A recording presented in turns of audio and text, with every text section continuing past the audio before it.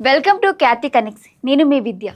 ఆంధ్రప్రదేశ్ రాజకీయాల్లో జనసేన మరియు వైఎస్ఆర్ కాంగ్రెస్ పార్టీల మధ్య నడుస్తున్న పొలిటికల్ వార్ రోజు రోజుకు మరింత పీక్స్కు చేరుతోంది. కాకినాడ రూరల్ ఎమ్మెల్యే పంతం నానాజీకి విపక్ష అధినేత వైఎస్ జగన్మోహన్ రెడ్డిపై విసిరిన సవాల్ మరియు వాడిన పదజాలం చుట్టూ ఇరు పార్టీల నేతలు తీవ్ర స్థాయిలో విమర్శలు గుప్పించుకుంటున్నాయి. ఈ క్రమంలో తాజాగా జనసేన నిర్మాణ సారథుల సమాచార సేకరణ కమిటీ కార్యాచరణ సమావేశం వేదికగా పవన్ కళ్యాణ్ చేసిన వ్యాఖ్యలు ఇప్పుడు ఏపీ రాజకీయాన్ని తీవ్రంగా షేక్ చేస్తున్నాయి. వైసీపీ నేతలు గతంలో వాడిన పరుష పదజాలంపై మరియు ఎన్నికల ఓటమి తర్వాత వారి వైఖరిపై పవన్ కళ్యాణ్ తనదైన శైలిలో పదునైన వ్యంగ్యాస్త్రాలు సంధించారు. 11 సీట్లకే పరిమితమైన భాష విషయంలో తగ్గడం లేదు, తగ్గకండి, మీకు ఒక సీటు వచ్చినా అలాగే ఉండండి అంటూ పవన్ కళ్యాణ్ చేసిన కామెంట్స్ వైరల్ అవుతున్నాయి. అసలు పవన్ కళ్యాణ్ ఈ రకమైన కౌంటర్ ఇవ్వడం వెనుక ఉన్న బ్యాక్గ్రౌండ్ ఏంటి? ఇరు పార్టీల పొలిటికల్ మైండ్ గేమ్ ఎలా సాగుతుందో ఈ వీడియోలో చూద్దాం.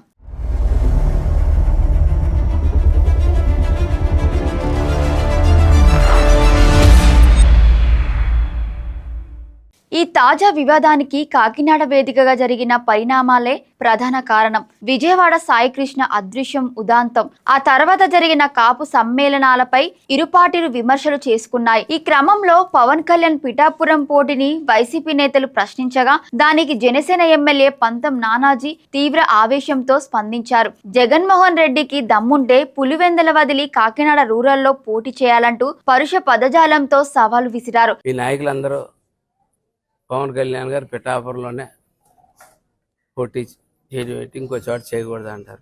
ఖచ్చితంగా చేస్తారు. జగన్ వచ్చి కాకినాడ రూరల్లో పోటీ చేయమని వదిలి, కడప జిల్లా వదిలి ఇక్కడికి వచ్చి పోటీ చేయమనండి. ఆ కొడుకుని రమ్మనండి ఇక్కడికి, ఈ జిల్లాలోకి వచ్చి ఇక్కడ పోటీ చేయమనండి.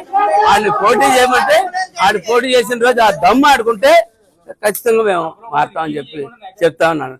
తమ అధినేతను దూషించారంటూ వైసీపీ నేతలు ఒక్కసారిగా జనసేనపై ఎదురుదాడికి దిగడంతో ఇరు పార్టీల మధ్య పొలిటికల్ హీట్ ఒక్కసారిగా పెరిగింది. పార్టీ అంతర్గత సమావేశంలో పవన్ కళ్యాణ్ ఈ భాషా వివాదంపై అత్యంత స్పష్టంగా స్పందించారు. తన పార్టీ ఎమ్మెల్యే పంతం నానాజీ వాడిన పరుష పదజాలం లేదా దూషణలను తాను ఏమాత్రం ప్రోత్సహించనని సమర్థించనని పవన్ కళ్యాణ్ ఓపెన్ గా ప్రకటించారు. ఇండియాలో సంస్కారవంతమైన భాష ఉండాలని జనసేన మొదటి నుండి నమ్ముతుందని చెప్తూనే విపక్షాల వైఖరిని కూడా అంతే గట్టిగా ఎండగట్టారు. పాలసీ పరంగా కాకుండా వ్యక్తిగత హననానికి దిగినప్పుడు క్షేత్రస్థాయిలో నాయకులు సహనం కోల్పోయే పరిస్థితి వస్తుందని, కానీ తాము ఎప్పుడు హద్దులు దాటకూడదని క్యాడర్ కు సూచించారు. పవన్ కళ్యాణ్ తన ప్రసంగంలో వైసీపీ నేతల పాత వైఖరిని గట్టిగా గుర్తు చేశారు. మీకు అధికారం ఉన్నప్పుడు ఇష్టం వచ్చినట్లు తిట్టేసి ఇప్పుడు అకస్మాత్తుగా భాష గురించి మాట్లాడుతుంటే జ్ఞానోదయం కలిగిందా అంటూ ప్రశ్నించారు. 5 ఏళ్ల పాటు తాము ఎన్నో వ్యక్తిగత దూషణలు, కక్ష సాధింపు రాజకీయాలను ఎదుర్కొన్నామని గుర్తు చేశారు. మౌనంగా ఉన్నాం కదా అని పేట్రేగిపోతే ఊరుకునేదే లేదని, కొన్ని సందర్భాల్లో క్షేత్రస్థాయిలో ధీటుగా సమాధానం చెప్పాల్సిన అవసరం కూడా వస్తుందని జనసేనని స్పష్టం చేశారు. విమర్శల విషయంలో వైసీపీ గత చరిత్రను చూసుకొని మాట్లాడుతూ కూర్చోబెట్టి మేము ఎంకరేజ్ చేసాం. కానీ మీరు ఎన్ని మాటలు మాట్లాడారు? ఆయన ప్రాంతంలోనే ఉండే ఒక వైసీపీ ఎమ్మెల్యే ఏం మాట్లాడారు?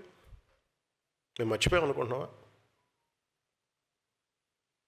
అంటే మీరు నోరు ఉన్నప్పుడు, మీ అధికారం ఉన్నప్పుడు మీరు ఇష్టానికి మాట్లాడేస్తారు. అప్పుడు మీకు అధికారం లేకపోయినా మీరు 11 సీట్లు వచ్చినా మీరు ఇంకా ఇష్టానికి మాట్లాడుతున్నారు. అది గొప్పతనం మీలో.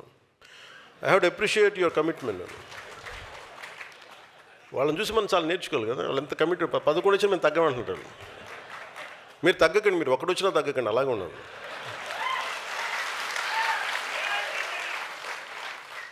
మీరు ఒకటి వచ్చినా తగ్గదు, అలా బలంగా ఉండండి. మిమ్మల్ని తగ్గమని ఎవడు చెప్పాడు? మీరు కరిగిపోండి, అయినా కానీ తగ్గకండి.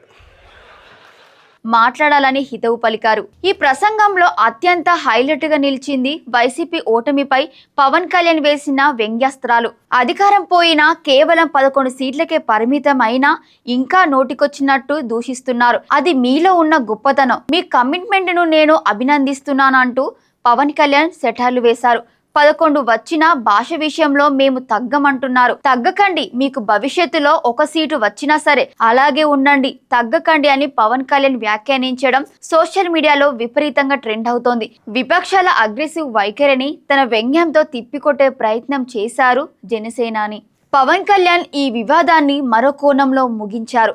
మీరు మమ్మల్ని తిట్టకుండా, వివాదాలు రేపకుండా ఉంటే మా పార్టీని క్షేత్రస్థాయిలో మరింత బలోపేతం చేసుకోవడానికి, పార్టీ నిర్మాణానికి మాకు చాలా సమయం దక్కుతుంది అని పేర్కొన్నారు.